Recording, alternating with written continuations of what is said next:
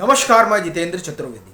कूटनीतिक मोर्चे पर प्रधानमंत्री नरेंद्र मोदी की बहुत बड़ी जीत हुई है। उस पर चर्चा करने से कांग्रेसी तंत्र भाग रहा है, क्योंकि अगर वो उस पर बात करेगा और ये कहेगा कि नरेंद्र मोदी की ये बहुत बड़ी कूटनीतिक सफलता है, तो वो जो उनके खिलाफ अभियान चला रहा है उस अभियान की हवा निकल जाएगी। एक और दूसरा, वो किस मुंह से कहेंगे कि नहीं, ये जो नरेंद्र मोदी की विदेश नीति है ये उतनी उम्दा किस्म की है कि अमेरिका हो, चीन हो, आलम यह है कि ये सब इस समय भारत के सामने घुटने टेक रहे हैं।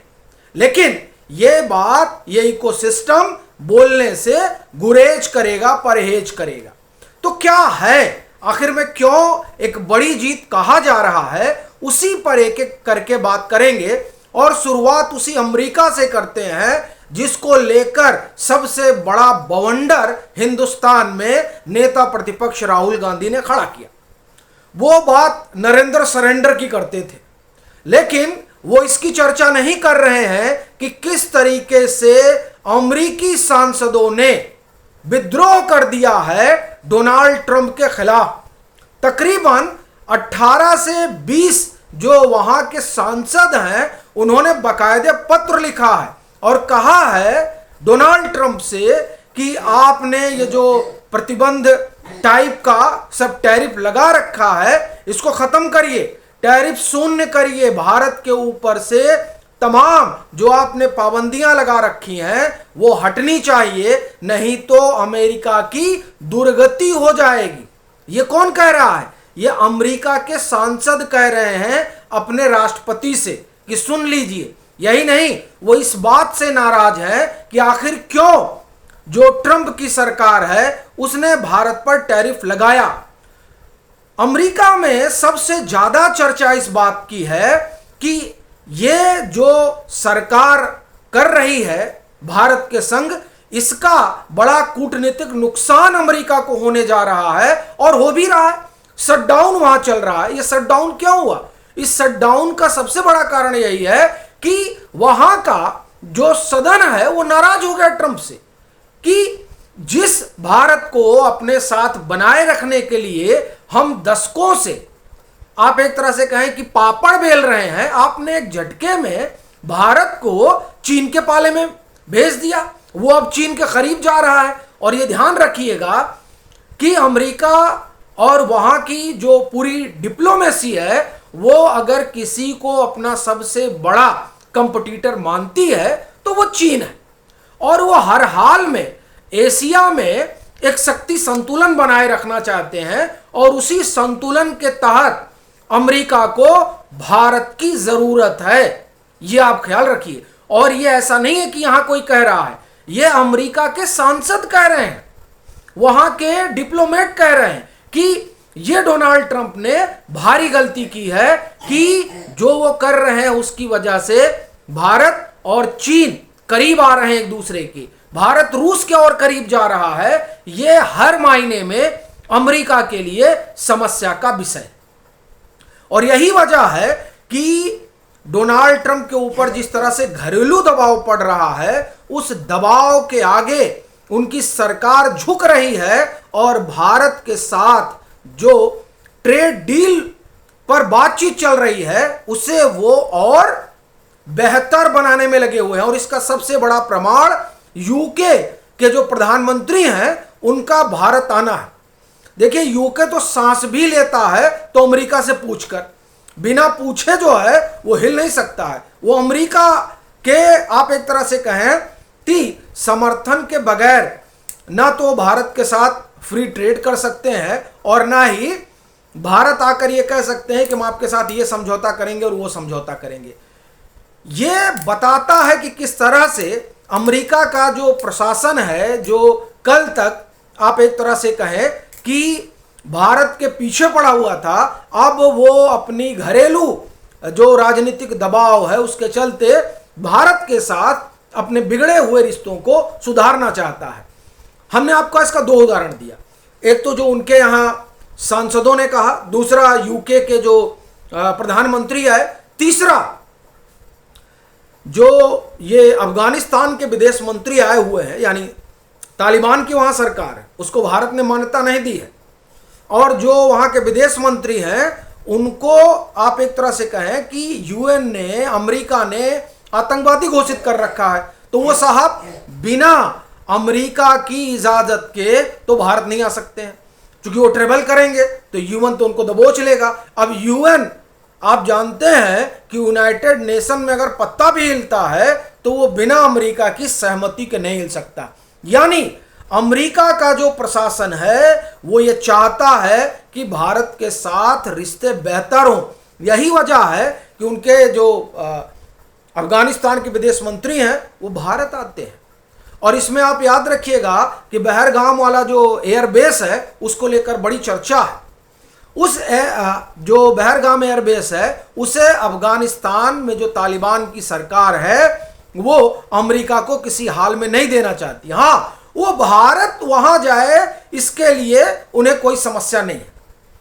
अब वो जो यहां आए हैं और उनके आने के बाद जिस तरह से अफगानिस्तान के ऊपर स्ट्राइक किया है पाकिस्तान ने, उससे एक चीज समझ में आती है कि ये जो यात्रा है ये कितने मायने रखती है और इस यात्रा के कारण पाकिस्तान कितना परेशान हो गया है। क्योंकि उसको समझ में आ गया है कि हमको तो अमेरिका बुला के लॉलीपॉप दे रहा है, डोनाल्ड ट्रंप तो इसलिए बुला रहे हैं और उनको जो है टॉफी वॉफी दे रहे हैं क्योंकि वो सोच रहे हैं कि हम भारत पर दबाव बनाएंगे, जितना पाकिस्तान हमारे पास आएगा उतना भारत पे ऊपर दबाव बनेगा और भारत हमारी बात सुनेगा। लेकिन यहां भारत दबाव में आने की बजाय और तेज गति से आगे बढ़ रहा है। वो चीन से अपने रिश्ते बेहतर कर रहा है। आलम यह है, आप इन रिश्तों को देखिए और समझिए कि कोको आइलैंड वहां से चीन ने अपना बोरिया बिस्तर बांध लिया और कहा सरकार हम अब जा रहे हैं। यानी हमारे बैकयार्ड में जो आप एक तरह से कहें कि चीन बैठा हुआ था वो अब अपना जो तंबू वंबू है उखाड़ के लेके जा रहा है, कह रहा हम भैया जा रहे हैं, मोदी जी आप देखिए सब। वो ऐसा क्यों कर रहा है? चीन को भी ये पता है कि साहब देखिए, जब भारत जो है हमसे रिश्ते बेहतर करना चाह रहा है तो कर लो अभी, नहीं तो अमेरिका फिर जो है इनके साथ मिल गया, खड़ा होने लगा तो गड़बड़ हो जाएगा। तो अभी रिश्ते खूब सुधार लो। रिश्ते सुधर जाएंगे तो अगर अमेरिका फिर से जो है आ जाता है भारत के साथ, मोदी के साथ बैठ जाता है, तो कम से कम भारत सोचेगा तो कि नहीं नहीं चलो जाने दो, चीन को कुछ नहीं कहना है। इसलिए चीन जो है वो आप ये कहें कि इधर कोको आइलैंड से जा रहा है, उधर जा क्या रहा है, गया उधर जोहो के लिए अपना मार्केट खोल दिया कि साहब आइए हमारे यहाँ काम धाम करिए आप। H1B वीजा को लेकर जब डोनाल्ड ट्रंप ने बड़े कठिन फैसले लिए जिससे भारत को सीधा नुकसान होता, तो ऐसे समय में चीन ने कहा कि भाई हम के वीजा जारी करें, आइए आप हमारे यहाँ आइए, आपके जो लोग हैं, जो आपका इंटेलिजेंसिया है वो हमारे यहाँ भेजिए, हमको कोई दिक्कत नहीं। ये जो गेस्चर चीन है वो क्यों दिखा रहा है? वो इसलिए दिखा रहा है ताकि भैया भारत जो है वो हमारे विरोध में कहीं खड़ा ना हो, अब हमारे साथ चले। क्योंकि चीन भी ये समझ चुका है कि जो भारत अमेरिका को आंख दिखा रहा है वो अमेरिका की नहीं सुन रहा और कह रहा हम वही करेंगे जो हमें करना है, हम आपके कहने से नहीं चलेंगे। वो भारत हमको क्या समझेगा? जब वो अमेरिका के सामने नहीं झुक रहा है तो हम कहां ठहरते हैं?